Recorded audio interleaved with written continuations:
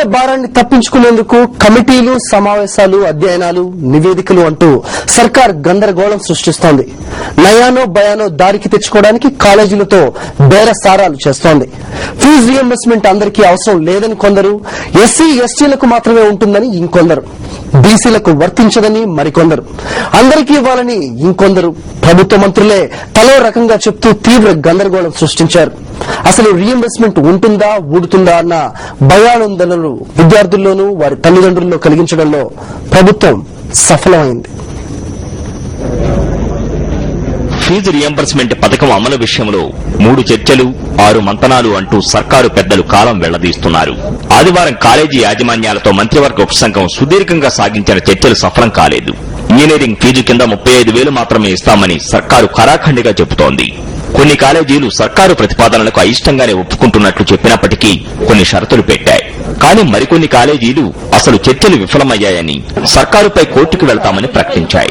మొత్తం మీద ఫీజు విషయంలో ప్రభుత్వం అన్ని కాలేజీలను ఒప్పించలేకపోయింది.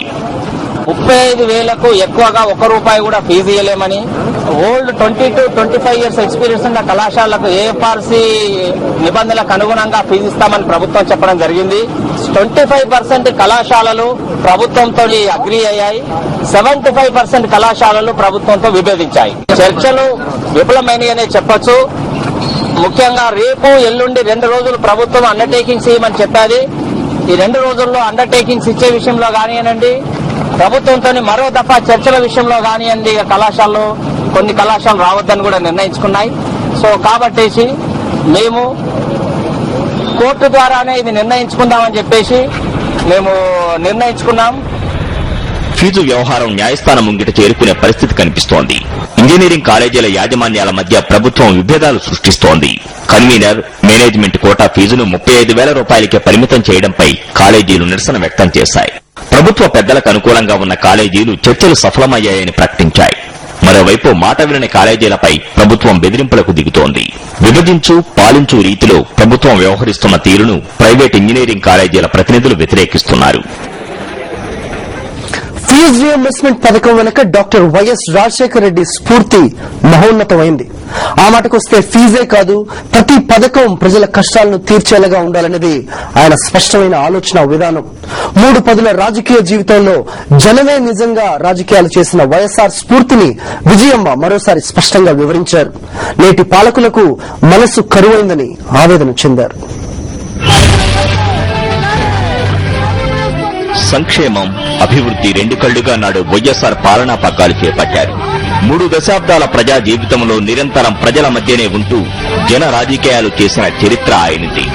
ఏలూరు ఇండోర్ స్టేడియం దీక్షకు హాజరైన జన ప్రవాహాన్ని చూడగానే విజయమ్మకు ఇదే విషయం గుర్తొచ్చింది. మరి ఆ రోజు రాజశేఖర రెడ్డి గారు ప్రజల కష్ట సుఖాలు బాగా తెలిసిన మనిషి. ఆయన 1978లో ఎమ్మెల్యే అయితే 2004 సంవత్సరంలో సీఎం అవడం జరిగింది.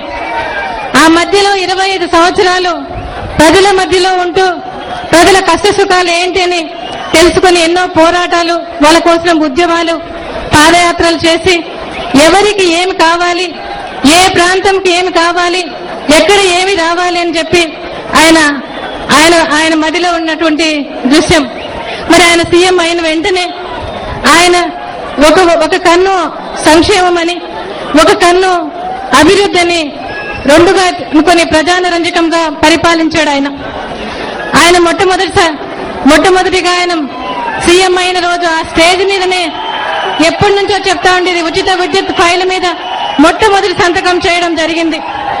అంతేకాకుండా అంతకుముందు ప్రభుత్వాల్లో ఉన్న కరెంటు బకాయిలను 1,259 కోట్ల రూపాయలు ఆ రోజు రద్దు చేయడం జరిగింది. వైఎస్ఆర్ జనహృదయం విజయమ్మకు తెలిసినంతగా మరొకరికి తెలియదనడంలో అతిశయోక్తి లేదు. జనరంజక పాలన కోసం వైఎస్ఆర్ పడ్డ తపనను ఆమె లెక్కలేనన్ని సార్లు దగ్గరగా గమనించారు. వైఎస్ఆర్ ఆశయాలకున్న విలువ, వాటి అమలును మరోసారి విజయమ్మ గుర్తుకు తెచ్చుకున్నారు.